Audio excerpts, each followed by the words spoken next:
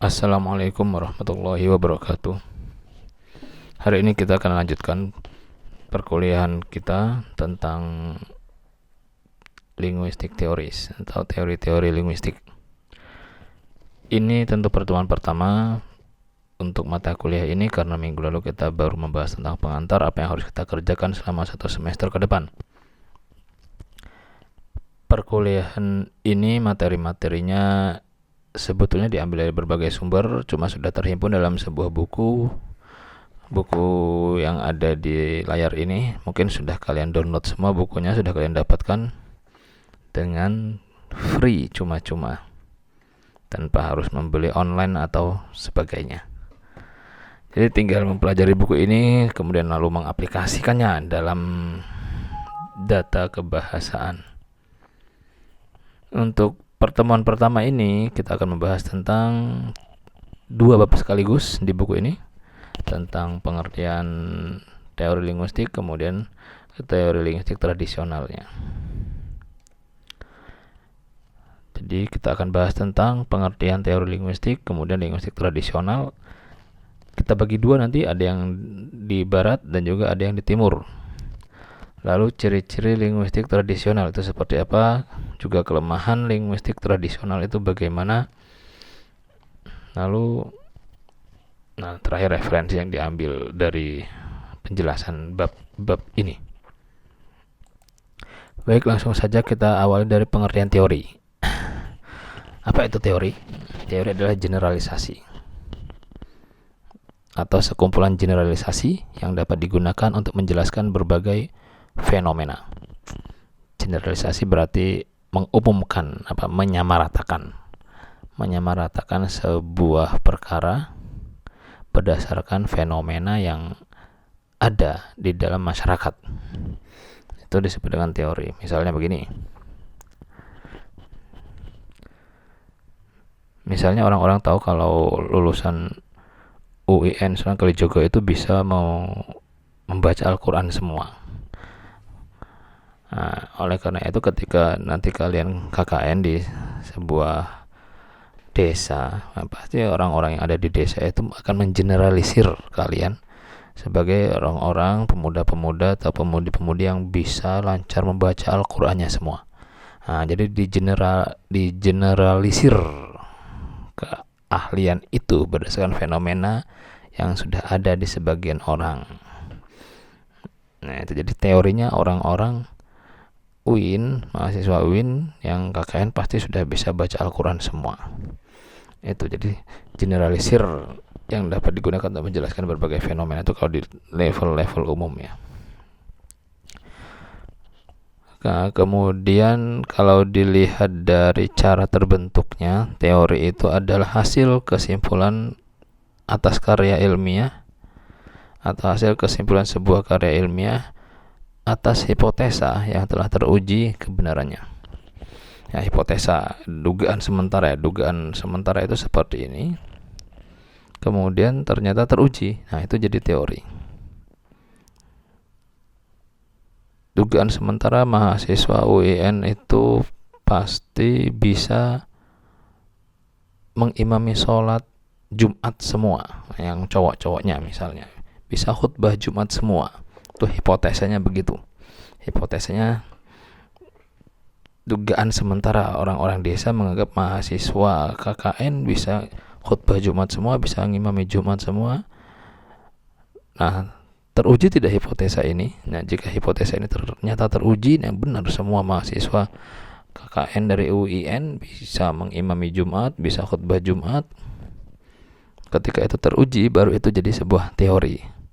Kalau tidak teruji, ya baru hipotesa saja, hipotesa yang belum teruji kebenarannya.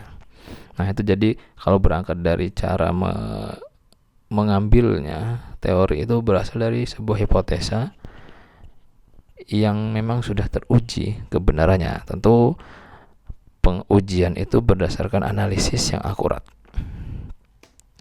Kemudian dalam sebuah penelitian kualitatif, teori digunakan untuk memberikan sebuah cara pandang yang menentukan apa yang akan dicari dan pertanyaan yang akan dijawab oleh peneliti. Jadi kalau definisi yang ketiga ini lebih definisi teori sebagai alat analisis. dalam sebuah penelitian pasti dibutuhkan teori yang fungsinya sebagai landasan menganalisis sebuah data.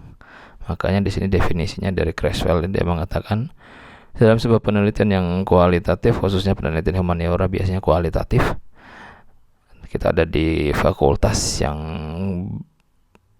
objek-objek kajiannya berangkat dari penelitian-penelitian humaniora, kualitatif ini masuknya nanti. Jadi teori digunakan untuk memberikan sebuah cara pandang yang menentukan apa yang akan dicari atau apa yang akan dianalisis dan pertanyaan yang akan dijawab oleh peneliti. Jadi kalau rumusan masalahnya atau pertanyaan penelitiannya apa, nanti teori yang digunakan akan berpengaruh kepada rumusan masalah yang dimunculkan dalam sebuah penelitian. Contohnya nanti kita lihat. Kalau ini baru teorinya saja. Nah, alurnya jadi nanti begini. Peneliti membutuhkan teori untuk menjawab pertanyaan-pertanyaan dalam penelitiannya, yang biasa disebut dengan landasan teori. Nah, jadi kalau teori ketika digunakan dalam penelitian untuk menjawab permasalahan-permasalahan penelitian, itu nanti masuknya dalam landasan teori. Nah, setelah terjawab semua pertanyaannya yang berupa kesimpulan penelitian atau jawaban dari penelitian, kesimpulan itu disebut dengan teori baru. Tapi biasanya kalau sampai kesimpulan itu dianggap sebagai teori baru atau menghasilkan teori baru, ini sudah levelnya level disertasi, level S3. Kalau level S1, teori itu baru sebatas digunakan untuk menjawab pertanyaan-pertanyaan saja. Lalu kalau yang level S2, nanti kesimpulan penelitiannya berupa pengembangan teori. Misalnya teorinya ada teori A, B. Nah, nanti kesimpulannya dia akan muncul kesimpulan berupa A, B, C. Jadi ada tambahan satu, ada pengembangan satu. Tapi kalau level S3, teori atau landasan teori yang digunakan A, B, C, D, nanti teori yang dihasilkan atau kesimpulan yang dihasilkan itu jadi sebuah teori baru. Nah, jadi teori barunya ini bukan A, B, C, D lagi, jadi X, Y, Z. Seperti itu.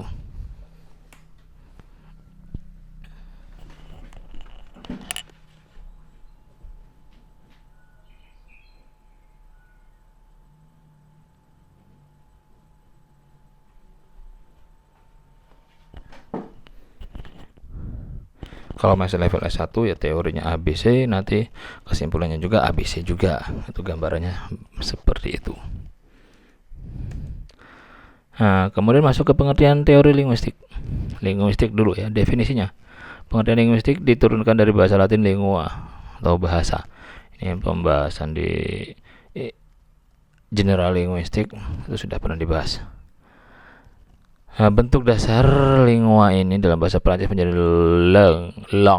language. Inggris dipadankan dengan istilah language, yang Arab dengan lughah. Kemudian linguistik itu sendiri adalah ilmu tentang kebahasaan atau penyelidikan bahasa secara ilmiah. Atau juga menurut Prof. Suparno dikatakan linguistik itu adalah disiplin ilmu yang mempelajari bahasa secara luas dan secara umum. Secara luas ini maksudnya bahasa mulai dari yang terkecil, mulai dari fonologi, morfologi, sintaksis, semantik sampai wacana, itu jadi semakin meluas. Kalau secara umum, bahasa secara umum artinya semua bahasa. Entah itu bahasa yang modelnya isolek, dialek, kemudian language, bahasa itu sendiri, kemudian nanti bahasa daerah, bahasa asing, bahasa ibu. Nah, itu kajian-kajian linguistik. Ya, tidak hanya secara luas yang model-model unsur-unsur linguistik mulai dari yang terkecil sampai yang terbesar, namun secara umum juga mulai dari bahasa yang model dialek, model isolek, model bahasa, model rumpun dan sebagainya. Nah, kemudian kita bahas tentang pengertian teori linguistik. Teori linguistik adalah seperangkat hipotesis yang dipergunakan untuk menjelaskan data bahasa, baik bersifat lahir seperti bunyi bahasa maupun bersifat batin seperti makna.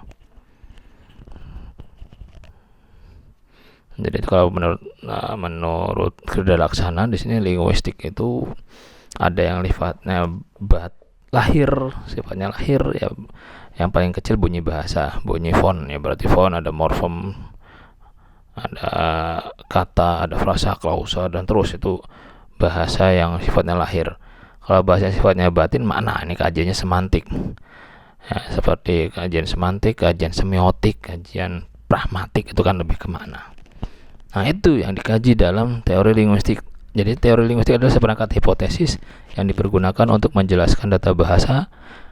Baik data bahasa itu sifatnya lahir yang berupa ada bunyinya, seperti font, morfem, kata, frasa, klausa, kalimat, itu pasti ada bunyinya.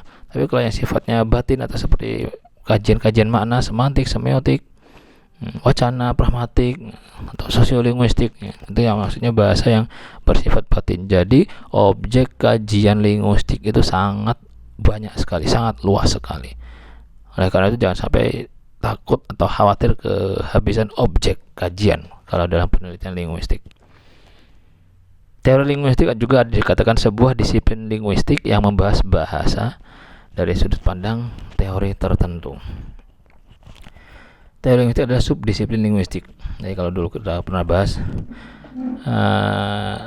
linguistik itu subdisiplinnya banyak sekali. Ada linguistik makro, linguistik mikro. Di dalam mikro itu nanti ada linguistik fonologi, morfologi, sintaksis, yang mikro. Kalau yang makro nanti ada linguistik interdisipliner, ada sosiolinguistik, ada antropolinguistik. Kemudian teori linguistik itu juga di dalamnya masuk dari subdisiplin linguistik. Jadi selevel, teori linguistik selevel dengan kajian sosiolinguistik, selevel dengan kajian pragmatik, selevel dengan kajian linguistik antropologis. Jadi dia subdisiplin. Di atasnya adalah linguistik, kemudian di antara subdisiplin linguistik itu adalah teori linguistik yang isinya ilmu yang membahas, atau subdisiplin linguistik yang membahas bahasa dari sudut pandang teori tertentu. Jadi jika digunakan dalam penelitian, teori linguistik itu merupakan hasil generalisir seorang linguis terhadap bahasa, lalu digunakan untuk meneliti data bahasa yang belum pernah diteliti sebelumnya. Jadi di sini kita dari redaksi terakhirnya kita bisa lihat bahwasanya teori linguistik itu adalah kesimpulan penelitian sebuah bahasa. Kalau sudah jadi kesimpulan, kemudian dia jadi teori. Lalu sudah jadi teori, nanti teori ini digunakan lagi untuk meneliti bahasa yang belum pernah diteliti sebelumnya, terus berputar. Jadi landasan teori kemudian digunakan untuk menganalisis, hasil analisisnya jadi teori. Nah, kemudian teori yang merupakan hasil dari analisis ini dalam penelitian yang lain nanti dijadikan landasan teori. Kemudian apabila bisa menemukan hal baru, landasan teorinya itu digunakan sebagai alat analisis, dan kesimpulannya nanti menjadi teori baru lagi, dan terus teori baru ini digunakan lagi untuk menganalisis, seterusnya berputar seperti itu siklusnya. Cuma masalahnya apakah sebuah penelitian itu nanti bisa menghasilkan teori baru, atau hanya sekadar untuk menghasilkan atau menjawab pertanyaan-pertanyaan yang ada di rumusan masalah saja. Tapi sekali lagi saya katakan, kalau untuk level S1 cukup hanya menjawab permasalahan-permasalahan saja. Kalau level S2 nanti kesimpulannya lebih kepada pengembangan teori. Kalau level S3 baru dia harus memunculkan teori baru dari hasil penelitiannya. Itu tentang pengertian teori linguistik. Kita bisa lihat diagram alur munculnya teori ini. Yang pertama, latar belakang masalah. Misalnya begini. Jadi kalau latar belakang masalahnya pasti ada sesuatu yang janggal dalam data kebahasaan. Misalnya, ini pernah dilakukan oleh teman-teman saya waktu kuliah di UGM. Jadi ada perbedaan penyebutan nama-nama makhluk halus di dunia. Wujudnya itu sama atau ya sama-sama menyeramkan, tapi nama-namanya mesti berbeda-beda. Kalau di Indonesia kita kenal ada pocong, ada Dracula, ada kolong wewe. Nah, kalau di Arab mungkin beda lagi nama hantunya. Kalau di Eropa sana ada Dracula. Nah, kalau di Cina ada vampir dan sebagainya ya. Kalau di Jepang mungkin ada apa, Sudoku. Nah, itu jadi beda-beda meskipun sebetulnya ya sama-sama menyeramkannya, cuma ada perbedaan sebutan di sana. Itu latar belakang masalah kebahasaan. Jadi masalahnya itu adalah namanya, kok wujudnya sih sebetulnya ya sama-sama menyeramkannya, tetapi memang tampilan fisik ya bisa berbeda-beda, sehingga itu bisa memunculkan penyebutan nama-nama secara bahasa ya, nama-nama yang berbeda pula. Itu sebuah latar belakang masalah. Nah, nanti dari masalah ini muncul pertanyaan ilmiah. Apa saja nama-nama makhluk halus di Indonesia? Nah, contoh pertanyaan seperti itu. Karena dia di negara lain namanya beda-beda, jadi kita orang Indonesia kita cari saja pertanyaannya. Apa nama-nama makhluk halus di Indonesia? Kemudian apakah penamaan tersebut dapat menjelaskan pola pikir penuturnya? Itu pertanyaan ilmiah. Nah, kira-kira dari pertanyaan-pertanyaan ini nanti kita bisa mencari teori. Untuk kita mengerti teori apa yang harus digunakan dalam menjawab sebuah permasalahan yang ini, ya kita harus belajar menguasai teori-teori bahasa dulu. Baru nanti kita bisa memasang teori dalam sebuah analisis. Kita bisa memasangnya untuk menjawab masalah-masalah ini. Nah, yang saya sudah pelajari selama ini ketika ada pertanyaan-pertanyaan tentang klasifikasi nama-nama yang mempengaruhi pola pikir, itu ada teorinya etnosemantik. Teori etnosemantik ini bunyinya kurang lebih bahwasanya dalam teori ini dikatakan pengklasifikasian atau penamaan-penamaan yang ada dalam setiap bahasa bisa mencerminkan pikiran atau psikologi penuturnya. Ini teori yang kemungkinan pas untuk menjawab permasalahan ini. Kemudian ada hipotesis. Nah, hipotesis ini boleh ada dalam sebuah penelitian, boleh juga tidak. Dalam hipotesisnya dikatakan bahwa penyebutan nama-nama makhluk halus di Indonesia bisa mencerminkan pikiran bangsa Indonesia. Jadi pikiran bangsa Indonesia seperti apa, itu berpengaruh dari penyebutan nama-nama makhluk halusnya. Misalnya kalau di Indonesia, kalau di Barat itu makhluk halusnya keren-keren, ada pakai jas, pakai tuxedo, pakai dasi ya, karena memang orang sana lebih keren-keren. Kalau di Indonesia hantunya kumuh-kumuh. Kalau mungkin orang Indonesia konsepnya kumuh-kumuh ya, hantunya ada yang pakainya kotor, ada yang kolong wewe itu nggak sopan sekali tampilannya dan sebagainya. Itu mencerminkan pikiran bangsa Indonesia. Nah, hasilnya setelah dianalisis hipotesa tadi, ternyata analisis itu pasti harus sesuai dengan pertanyaan. Apa saja nama-nama makhluk halus di Indonesia? Nama-nama makhluk halusnya yang ditemukan ada kuntilanak, ada pocong, genderuwo, dan lain-lain. Nah, kemudian pertanyaan kedua, apakah penamaan tersebut dapat menjelaskan pola pikir penuturnya? Di sini penamaan ini ternyata setelah dianalisis, penamaan ini tidak hanya mencerminkan pikiran orang Indonesia, tetapi termasuk di dalamnya dia juga mencerminkan norma salah satu agama yang ada. Jadi ada tambahan teori. Kalau teorinya kan hanya 2 tadi. Jadi apakah dia mencerminkan pola pikir? Iya, jawabnya di situ. Tapi setelah dianalisis ternyata tidak hanya mencerminkan pola pikir saja, namun juga di sana mencerminkan norma salah satu agama yang ada. Ini dimaksud dengan mengembangkan teori, bukan memunculkan teori baru, namun mengembangkan teori yang sudah ada dikembangkan. Teori awalnya kan mencerminkan bahasa, itu mencerminkan pikiran penutur, tetapi dalam kasus ini klasifikasi bahasa tentang nama-nama hantu ini tidak hanya mencerminkan pola pikir, namun juga mencerminkan norma agama, salah satu agama. Norma ini maksudnya ya hukum agama. Ya, contoh saja kalau di Indonesia, kalau yang muslim itu kan kalau hantunya biasanya pocong ya. Mengapa dia bentuknya pocong? Ya karena ketika diwafatkan, dimakamkan, hukum agamanya atau norma agamanya kalau muslim harus menggunakan kain kafan, dipocongi, sehingga nanti hantunya pocong. Atau misalnya kalau yang orang Hindu, dia akan dikremasi, dibakar, sehingga nanti hantunya yang muncul hanya kepala saja dan bagian jantungnya leak. gitu mungkin. Kalau pernah dengar istilah hantu leak, itu kan di Bali itu kan karena proses ritual agama, norma agama salah satu yang ada. Mungkin kalau kalian lihat di Cina itu hantunya modelnya vampir, vampir memang bentuknya ketika dimakamkan seperti itu. Atau di Mesir hantunya berupa mumi ya, karena memang dimakamkannya berupa mumi, dibungkus seperti itu. Atau mungkin di Eropa hantunya Dracula dengan pakai jas, pakai dasi ya, karena memang ketika dimakamkan dengan norma agamanya modelnya seperti itu, dihiasi dengan jas, dengan dasi, dengan bedak yang sangat tampan.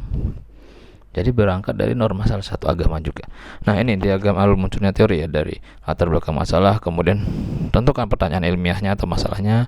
Setelah menentukan masalahnya, kemudian kita harus mencari teori yang kira-kira pas apa untuk membahas ini. Kemudian munculkan hipotesis, namun hipotesis ini hanya opsional, boleh dipasang boleh tidak.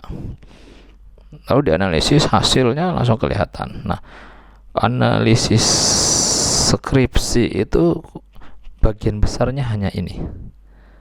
Nah, jadi gampang sekali. Bagian besarnya hanya ini. Harus ada unsur-unsur ini. Kalau yang lain kan hanya tambahan-tambahan saja. Ya meskipun wajib juga ada literatur review, yaitu wajib dibahas juga. Kemudian nanti ada metodologinya, itu ya harus dibahas juga. Cuma sebagian besar ya konsepnya ini, dari latar belakang masalah muncul teori sampai ada pengembangan teori. Oke, baru ini kalau ini levelnya level tesis ya, level kan ada pengembangan teori. Baik, berikutnya tujuan diciptakan teori linguistik. Jika melihat dari bentuknya, sebuah teori yakni hasil penelitian sebuah hipotesis yang ternyata memang benar adanya, maka teori linguistik pada dasarnya bertujuan untuk mengeneralisir semua bahasa dengan teori tertentu.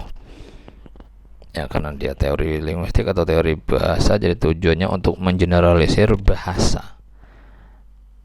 Ya, karena linguistik, jadi yang digeneralisir bahasa. Kalau teori sosial yang digeneralisir ya masyarakat sosial. Kalau teori antropologi yang digeneralisir suku, sebuah kebudayaan sebuah suku dan sebagainya. Tuh.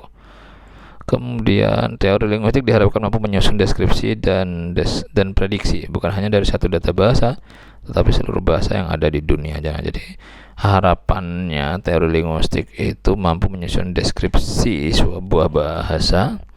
Jadi misalnya ada wilayah baru di pedalaman Papua, itu baru didatangi, dari sana sudah banyak penduduknya, tetapi ternyata belum pernah disusun, belum pernah dideskripsikan teori-teori bahasa yang ada di sana. Ya minimal teori sintaksisnya orang-orang Papua yang pedalaman itu, misalnya ada orang suku Dani yang mbahnya suku Dani lagi misalnya, belum terdeskripsikan bahasanya. Nah, itu jadi dia bisa mendeskripsikan bahasa. Seorang linguis minimal bisa menyusun deskripsi bahasa. Namun tidak hanya deskripsi aja yang sudah ada saja, dia juga bisa memprediksi. Nah, kira-kira kalau bahasanya seperti ini, kira-kira nanti 100 tahun atau 200 tahun lagi, dia sudah bisa memprediksi nanti bahasanya muncul seperti ini. Nah, itu kalau semangatnya teori linguistik. Jadi tidak hanya mendeskripsikan bahasa yang baru atau bahasa yang sudah ada saja, dia harus bisa diupayakan memprediksi bahasa yang akan muncul sekitar 200-300 tahun yang akan datang. Semangatnya sampai ke sana. Bahkan teori linguistik juga diharapkan mampu mendeskripsikan dan memprediksi bentuk-bentuk bahasa yang akan muncul kelak.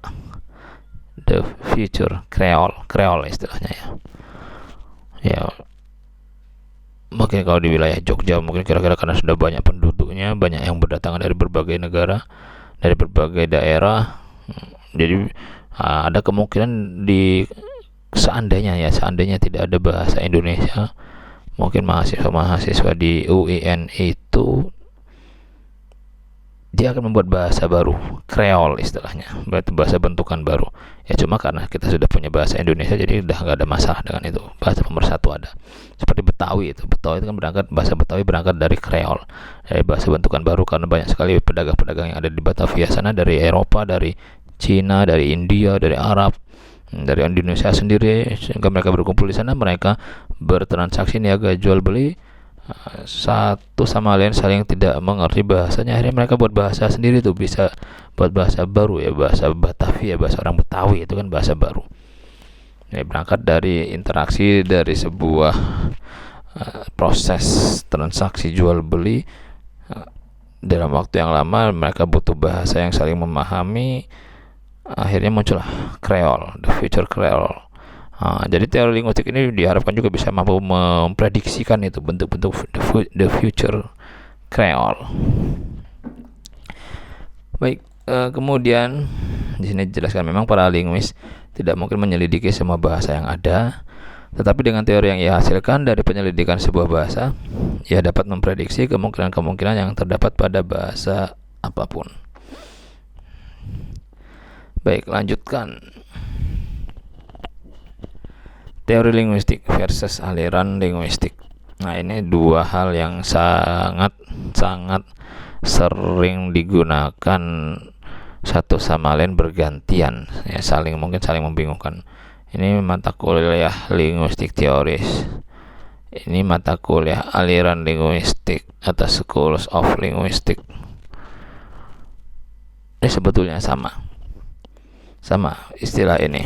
Kalau secara bahasa ya beda jauh. Dalam pembahasan ini tidak ada perbedaan materi antara teori linguistik dan aliran linguistik, meskipun secara bahasa antara teori dan aliran memiliki makna yang jauh berbeda, jelas kalau secara bahasa. Namun yang dimaksud dengan teori linguistik di sini adalah teori yang dikemukakan oleh aliran linguistik tertentu dan aliran linguistik yang mempunyai corak teori tertentu. Jadi kalau kita bicara tentang menamai mata kuliah dengan teori linguistik, berarti isinya adalah teori yang dikemukakan oleh aliran-aliran linguistik tertentu. Nanti ada aliran struktural, ada aliran tradisional, ada aliran transformasional. Nah, yang dibahas adalah, meskipun membahas tentang aliran linguistik, di dalamnya pasti dibahas tentang teori linguistik yang muncul dari aliran-aliran itu, atau aliran linguistik yang mempunyai corak teori tertentu. Ya, itu sebetulnya nggak jauh beda dengan definisi dan klausa yang awal ini. Aliran linguistik yang mempunyai corak teori tertentu. Kalau aliran tradisional coraknya seperti ini, misalnya aliran tradisional coraknya sangat normatif. Kalau aliran struktural coraknya ya dia tidak normatif, namun muncul malah dari bahasa yang tersebar di masyarakat dimunculkan teori. Itu secara umum saja. Nah, bahkan juga nanti tidak jarang digunakan nama tokoh pendiri aliran sebagai nama teori tertentu. Misalnya, saya menggunakan teori Saussure nih, atau saya menggunakan teori struktural sekarang, atau teori yang saya gunakan teori Chomsky. Atau dia juga bisa menamakan teori Chomsky dengan saya menggunakan analisis teori saya dengan teori transformasional. Jadi saling bertolak belakang, maksudnya saling berpindah tempat penggunaan istilah ini. Ada teori atau kadang nama tokohnya yang disebutkan, kadang nama teorinya, kadang nama aliran-alirannya. Jadi saling bersubstitusi lah penggunaan ini. Nah, kemudian kita bisa lihat di sini sejarah linguistik memang sangat panjang, telah melahirkan berbagai aliran atau teori linguistik.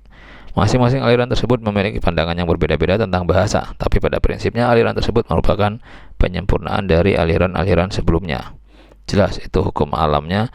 Kalau sebuah teori sudah muncul teori A, nanti tahun berikutnya muncul teori AB, atau tahun berikutnya melengkapi ya. Kalau dari A menjadi AB berarti melengkapi, atau tahun berikutnya tadinya ada AB, kemudian teori berikutnya malah dia berbalik, teori YZ.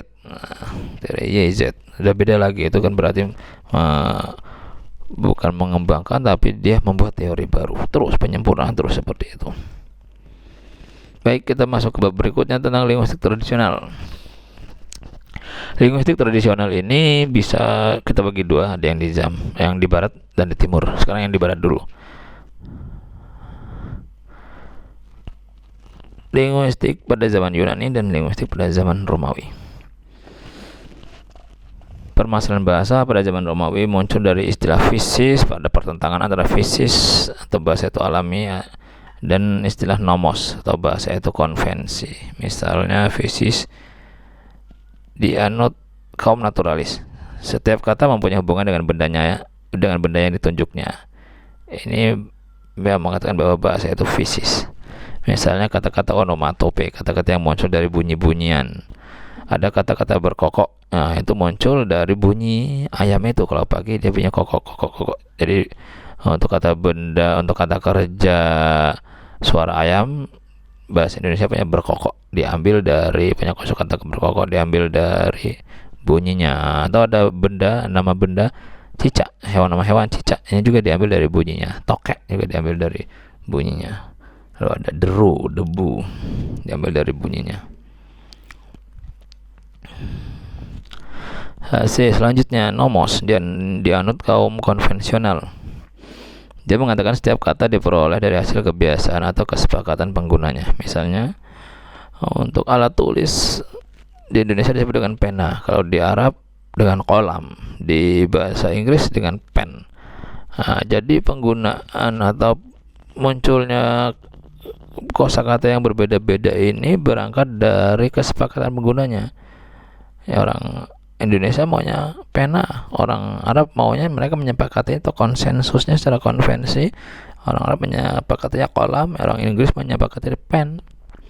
Nah, menurut kaum konvensional, adanya onomatope dalam pembentukan kata itu terjadi hanya secara kebetulan saja. Ya, kalau orang konvensional mengatakan bahasa itu semuanya berangkat dari kesepakatan. Adapun onomatope ini hanya kebetulan saja. Mengapa dia muncul seperti ini? Itu hanya kebetulan saja. Ya meskipun kebetulan, dia kalau tidak disepakati ya nggak akan terjadi juga bahasa itu. Itu gambarannya seperti itu. Nah, sebetulnya nanti bisa dijadikan satu lah, tadi jadi titik temunya. Nah, pertentangan yang kedua tentang bahwa bahasa itu analogi atau teratur, dan atau bahasa itu anomali, tidak teratur. Nah, contohnya beginilah. Kalau di bahasa Inggris ada walked, ada books, itu kan bentuk analogi. Bahasa itu sifatnya teratur. Untuk untuk verb 2 atau verb 3 tambahkan id sebagai sufiknya, atau untuk jamak tambahkan s atau es sebagai sufiknya atau akhirannya. Namun ada juga bahasa itu yang sifatnya anomali, tidak teratur. Misalnya child, jamakkan bukan childs tapi children. Atau read, bentuk keduanya bukan tambahkan ed, rated bukan, tapi road. Itu yang bahasa yang sifatnya anomali. Nah, sejak masa Yunani pertentangan ini sudah ada. Nah, tokohnya sebelum Masehi, Plato. Pokoknya tokoh-tokoh filsuf zaman dulu, mereka setelah menanalisis atau meneliti alam semesta, kejadian manusia, mereka bosan dengan itu, mereka meneliti bahasa. Jadi bahasa pun dicari oleh mereka filsafatnya. Jadi pada bahasa tradisional sudah muncul ini tokoh Plato. Dia membedakan onoma dan rema. Jadi pada masa 429 sebelum Masehi itu dia sudah membuat bahwa bahasa itu ada nomina dan verba. Istilah Yunaninya onoma dan rema. Aristoteles muridnya menambahkan ada onoma, rema, sindesmoi, nomina, verba, partikel. Yang dalam bahasa Arab ada isim, fi'il, harf. Itu muridnya Plato, Aristoteles. Juga dia membedakan ada bentuk jantina dalam bahasa atau gender. Nanti ada gendernya itu maskulin, feminin, dan ada yang netral. Kalau kita kan tahunya mungkin hanya maskulin dan feminin saja, muzakkar muannas saja, tapi ternyata kalau di bahasa Yunani ada yang netral juga. Dionysius Strak ini juga semakin kesini, semakin mendekati Masehi, ada juga tokohnya. Kita bisa lihat ahli bahasa yang meneruskan keinginan Raja Alexander the Great, raja yang peduli terhadap ilmu pengetahuan. Dia menyusun buku itu Techna Grammatica, buku monumental tentang gramatika bahasa Yunani. Poinnya ada pengertian kalimat, ada part of speech, vowel dan konsonan. Ini pada masa Yunani. Kemudian zaman tradisional atau aliran tradisional pada masa Romawi, jadi lebih maju lagi tahunnya. Kalau tadi kan sebelum Masehi, ini 1 abad sebelum Masehi. Ada Remius Palaemon. Pokok pikirannya Dia menerjemahkan buku Yunani tadi, buku tata bahasa Yunani tadi. Ini kan kalau dalam cerita Romawi menjajah Yunani, jadi setelah dijajah, buku-buku atau pengetahuan-pengetahuannya diambil juga, sehingga buku teknik gramatika karyanya Trax tadi diterjemahkan oleh Palemon dengan judul, diterjemahkan ke bahasa Latin ya, bahasa bangsa Romawi memiliki bahasa Latin. Kalau sebelumnya bahasa Greek atau bahasa Yunani, Ars Grammatica jadi judul bukunya di bahasa Latinnya, sebelumnya dalam bahasa Greek. Kemudian juga tokoh berikutnya Faro, pikirannya dia mengarang buku besar sekali, cuman ya, buku ini tidak sampai kepada kita. Katanya sih kabarnya, infonya di sumber ada 25 jilid dengan pembahasan pokoknya, ada etimologi, tentang etimologi ini nah ya, lebih kepada semantik, ada morfologi, ada sintaksis. Juga dia membedakan jantin atau gender menjadi 3, maskulin, feminin, netrum, sama seperti Aristoteles di zaman Yunani. Ada Priscianus, dia punya kamus tata bahasa Prisia 18 jilid dengan pembahasan pokok, ada fonologi, morfologi, sintaksis.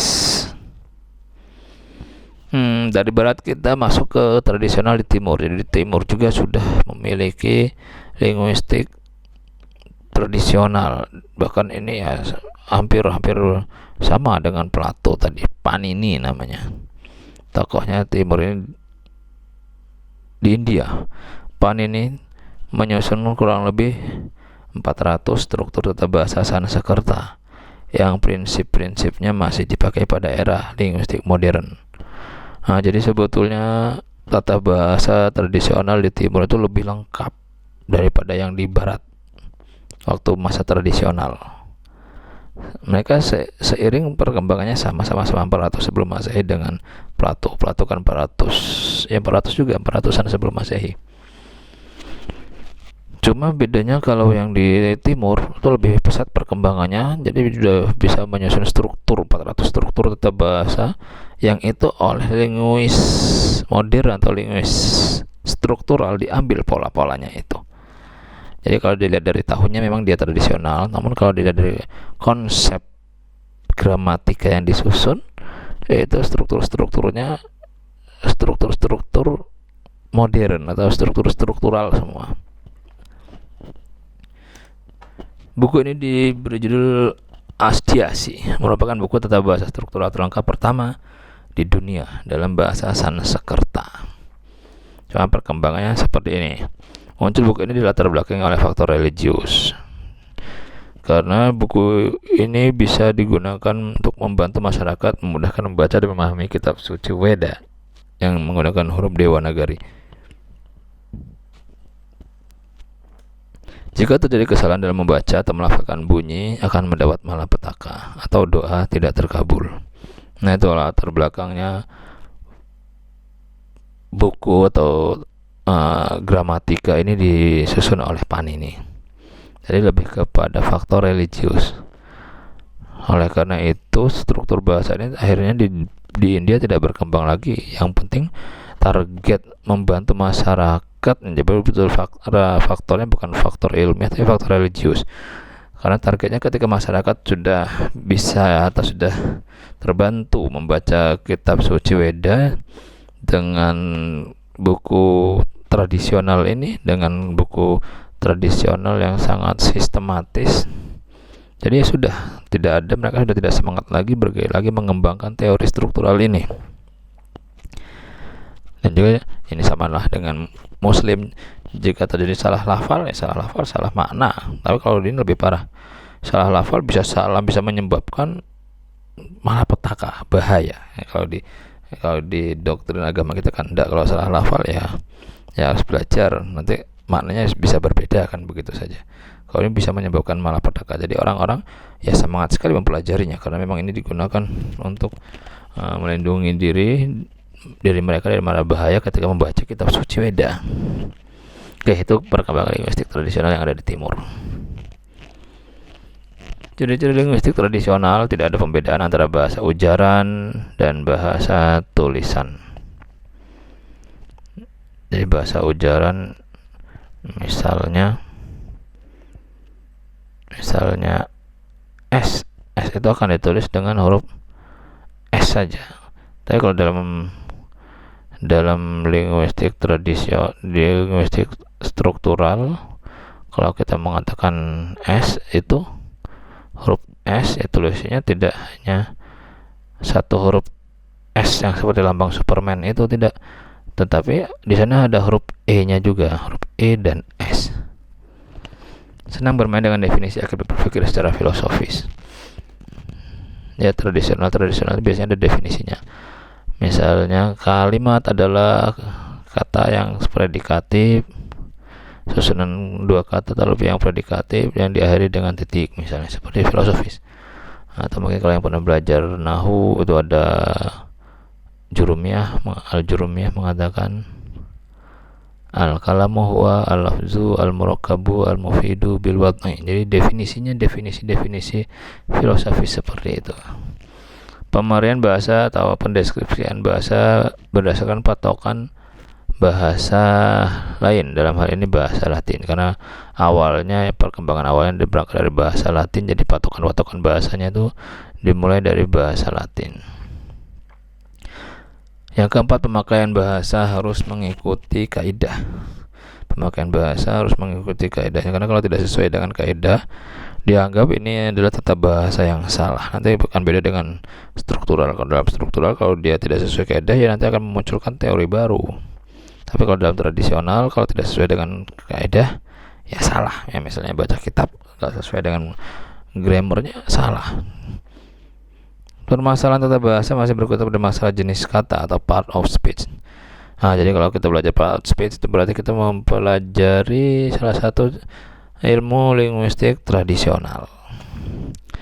Kelemahannya apa? Kelemahan linguistik tradisional, pemarian bahasa Inggris yang tipenya fleksi aglutinatif disamakan dengan pemarian bahasa yang bertipe infleksinya. Jadi lemahnya di sini. Jadi ketika menganalisis bahasa Inggris yang tipenya fleksi aglutinatif ini, maksudnya bahasanya kadang analogi, kadang anomali, kadang berurutan, kadang tidak berurutan. Itu nanti disamakan dengan pemerian atau pendeskripsian bahasa yang tipe infleksi, yang infleksi ini dia lebih irregular ya karena memang sumbernya yang linguistik tradisional itu kan berangkat dari bahasa Yunani dan kemudian ditambahkan oleh bahasa Latin. Yang kedua, menyalahkan bahasa yang tidak sesuai dengan gramatika meskipun umum digunakan. Ini kelemahan linguistik tradisional. Jadi kalau salah dalam berbahasa, salah dalam bertutur, ya itu dianggap salah. Sukanya menyalahkan begitu kalau kelemahan tradisional. Dia tidak memperhatikan kenyataan bahasa di lapangan. Jadi kenyataan bahasa di lapangan kalaupun sudah berkembang, misalnya ada bahasa prokem, ada bahasa slang, ada bahasa walian kalau di Malang itu perkembangan bahasa seperti itu. Kalau tradisional, dia nggak mau tahu itu. Kalau menurut dia tidak tepat, ya udah salah. Tapi kalau yang modern atau yang struktural, ketika ada bahasa-bahasa seperti itu, bahasa yang dibolak-balik, bahasa slang dan sebagainya, nah ini nanti dimunculkan teori baru, sehingga jadilah teori slang, ada teori bahasa prokem dan sebagainya. Itu perbedaannya yang linguistik tradisional kelemahannya dengan linguistik kalau yang struktural itu adalah jadi peluang baru yang seperti itu. Nah, itu pembahasan dari bab 1 sampai bab 2 untuk buku teori-teori linguistik. Ya, mungkin itu bisa kalian baca lagi bukunya, kurang lebihnya mohon maaf. Assalamualaikum warahmatullahi wabarakatuh.